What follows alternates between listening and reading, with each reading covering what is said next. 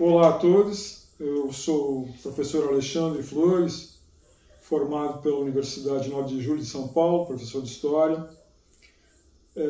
Estou aqui na casa de um amigo e parceiro de composição de música popular brasileira, Luiz Otávio Almeida, que está fazendo a gentileza de ser meu cameraman. E estamos aqui para falar sobre um assunto que me é muito caro, que é o assunto do Quicumbi, essa tradição folclórica anotada entre o final do século XVIII e o início do século XX, na região de Cachoeira do Sul e Rio Pardo. Originalmente, segundo o autor Dante de Laetano, essa tradição se inicia em Rio Pardo, por volta de 1774. Posteriormente, os soldados vindos a ocupar o forte do Passo do Fandango, onde era divisa com Espanha, no século XVIII, trouxeram consigo, desde São Paulo, seus escravizados. E estes iniciaram, então, essa tradição do Quicumbi, do que seria o Quicumbi, pelas ruas da cidade de Cachoeira do Sul. É curioso notar que em Rio Pardo, os mesmos escravizados que em Cachoeira faziam esse préstito, esse baile dramático, esse desfile, não tinham essa permissão. Muito bem. O que é o Quicumbi? O Quicumbi, segundo autores como Melo Moraes Filho, Arthur Ramos, Charles Atanásio Alquenaer, Adolfo Juaristi, se trata de um baile dramático pertencente ao ciclo das Congadas, que celebra a tradição da coroação do Rei do Congo. Porém, o Quicumbi, a palavra em si, é polissemântica, é polissêmica. Ela tem vários significados. E um desses significados, no dialeto umbundo, significa rainha, e se refere à cerimônia do lembamento, que é quando uma noiva da África subsaariana, uma noiva pertencente à etnia banto, no caso os ambundos de Angola ou do Congo, quando essa noiva é entregue ao seu pretendente. Ela é apelidada assim, rainha, ou era apelidada assim, rainha. E ela passa por uma cerimônia, uma preparação especial, junto ao sacerdote da sua comunidade. E essa cerimônia, que faz parte do lembamento, do Quicumbi, trata-se de uma cliteridectomia. Isso. A extirpação do clitóris feminino. Porém, olha só, o Quicumbi, além disso, ele também quer representar a coroação do Rei do Congo. Rei do Congo, que é conhecido pelo europeu, particularmente pelos portugueses, na África, desde o século XVI. A primeira menção que é feita a um rei do Congo é Afonso I, no século XVI. E essa coroação do rei do Congo, a que se dá o nome de sembamento, ela inclui uma espécie de oblata, um batismo, que inclui um sacrifício humano. Bom, é claro que dentro da celebração do Quicumbi, do desfile com a sua batucada, com a rainha Nzinga, com o rei do Congo, devidamente paramentados, desfilando ao som dos tambores tibi-tibi e candenguera, é lógico que isso não se explicita.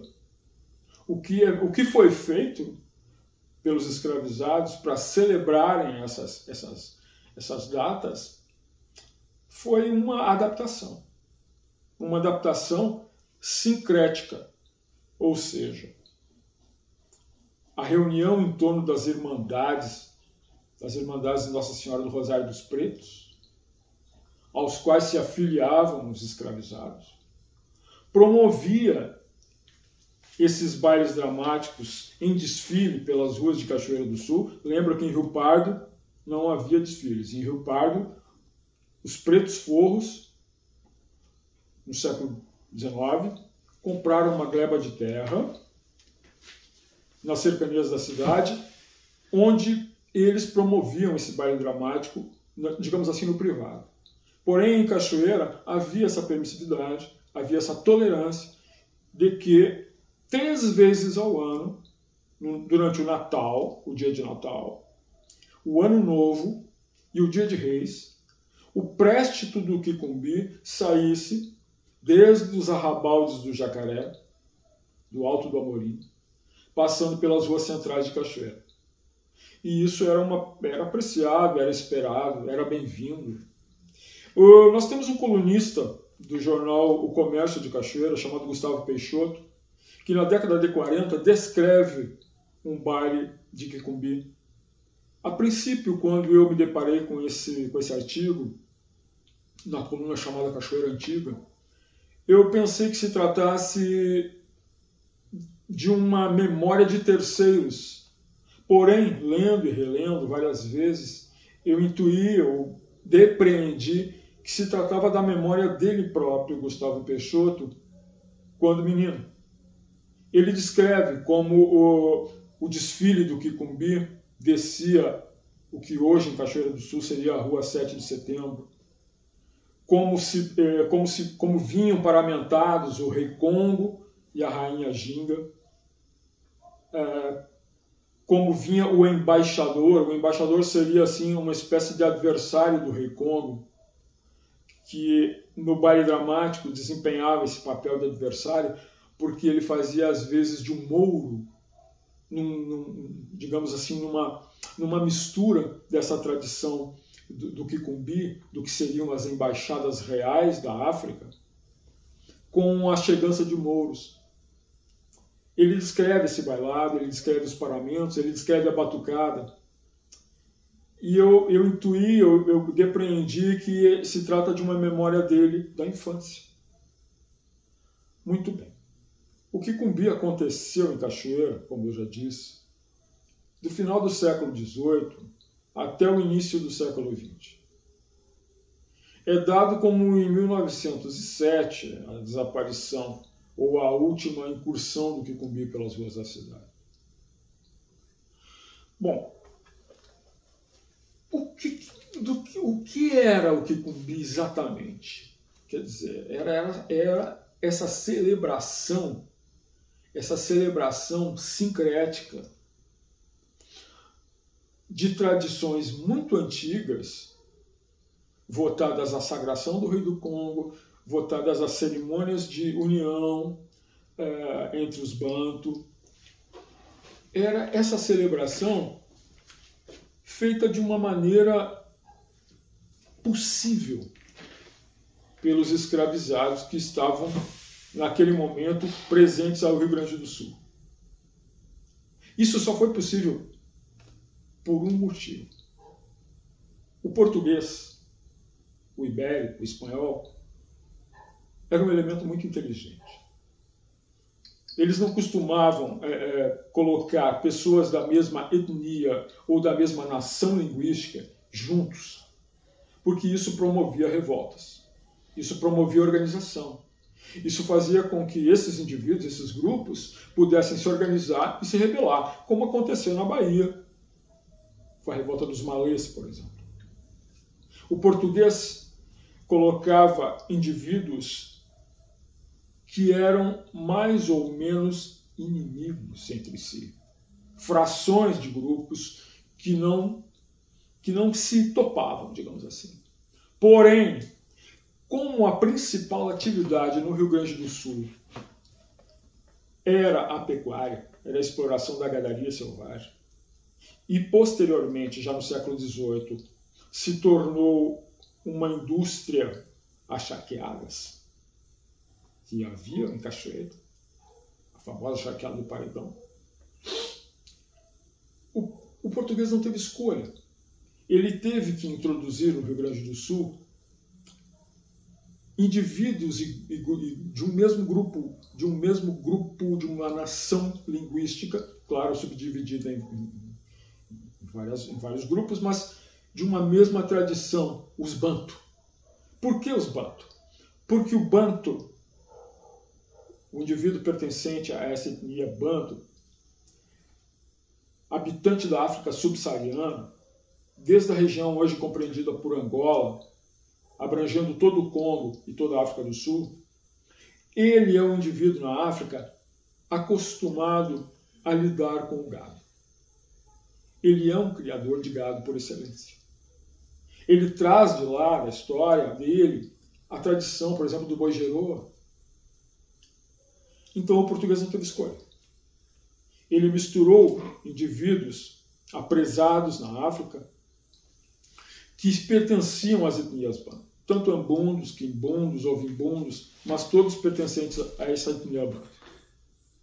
E assim, essas pessoas tinham uma mesma tradição comum. Uma mesma tradição comum que obedecia a essas, digamos, essas particularidades. Vamos fazer um recorte.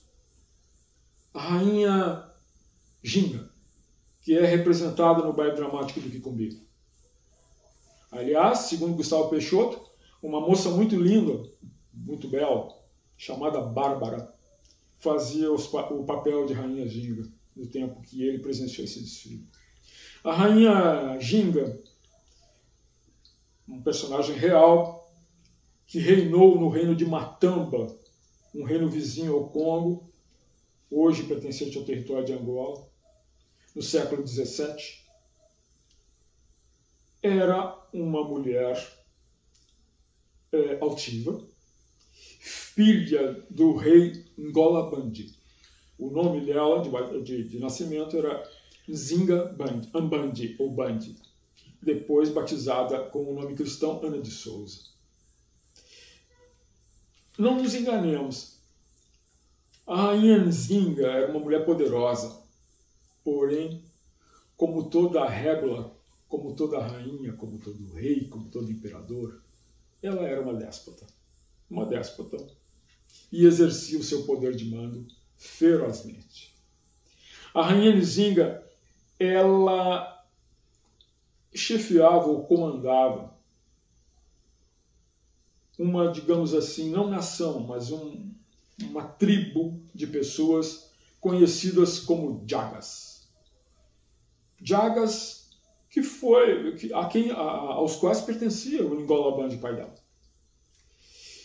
E os Jagas, eles viviam de uma única empresa. Eles eram mercenários. Eles viviam de capturar e vender pessoas aos europeus. E esse vender significa não pegar dinheiro em troca dessas pessoas, desses escravizados, mas pegar bens que lhes serviam, que lhes eram, digamos assim, preciosos. Quais seriam esses bens? Eram os tecidos, as peças de tecido, o fumo em corda, produzido na Bahia, o couro, em que vinha envolto esse fumo, esses rolos de fardos de fumo de arroba, medido em arroba, pesado em arroba, a aguardente, mas, principalmente, as armas de fogo e a pólvora. A Nzinga, ela negociava com os portugueses, ora com holandeses, conforme lhe fosse conveniente. Uma hora ela era aliada aos portugueses, outra hora ela fazia guerra com eles. Uma hora ela era aliada aos holandeses, outra hora era contrária aos holandeses. Mas, de qualquer forma, ela comerciava, a sua gente comerciava escravizados com essas duas nações europeias, potências na época. Só para exemplificar um fato dessa, não querendo de maneira nenhuma, provocar alguma celeuma ou dizer que era demérito da Nzinga ser uma mulher impositiva, forte. Não, ela se comportava como qualquer majestade da época. Tanto fazia ser europeia, quanto africana, quanto asiática. Numa, digamos, entrevista sua com o então governador de Angola, por volta de 1650, Salvador Correia de Sá, Nzinga apresentou-se diante dele com uma moça que era sua, digamos, servente, muito linda, jovem e linda.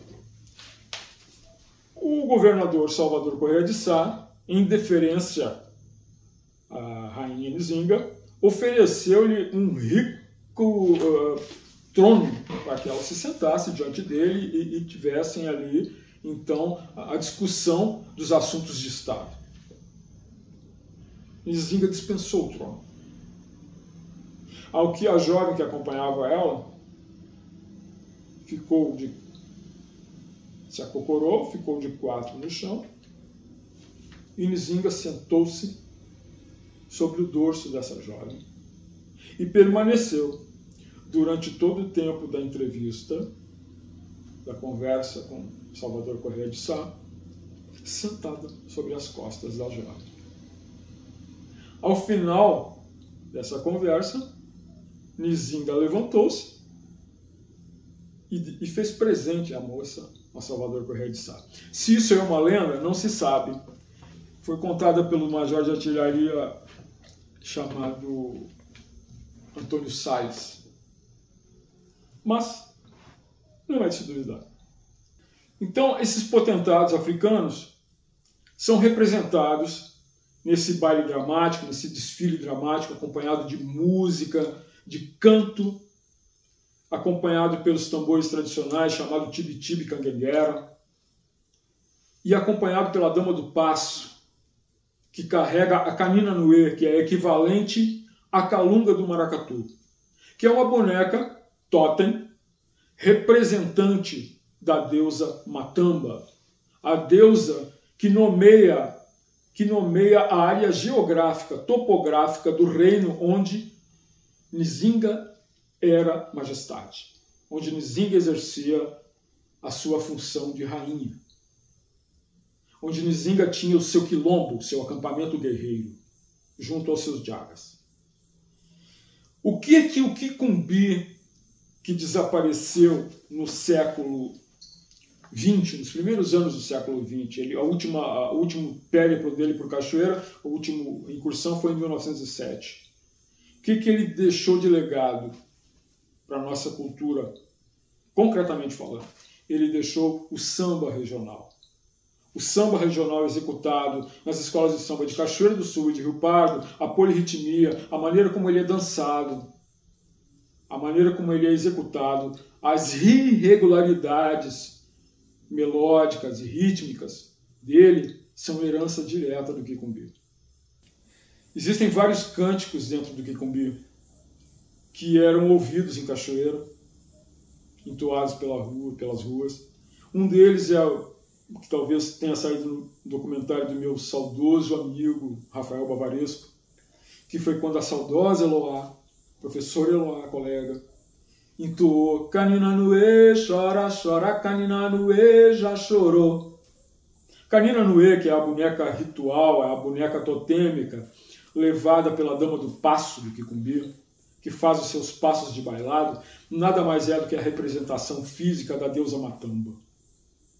A Canina Nuê chora porque Matamba é uma deusa topográfica, aliás, ligada à sua região topográfica na África. E diferente dos deuses, dos orixás de origem Jejinagô, os inquices, os deuses da cultura banto, não viajam junto com os indivíduos do seu grupo.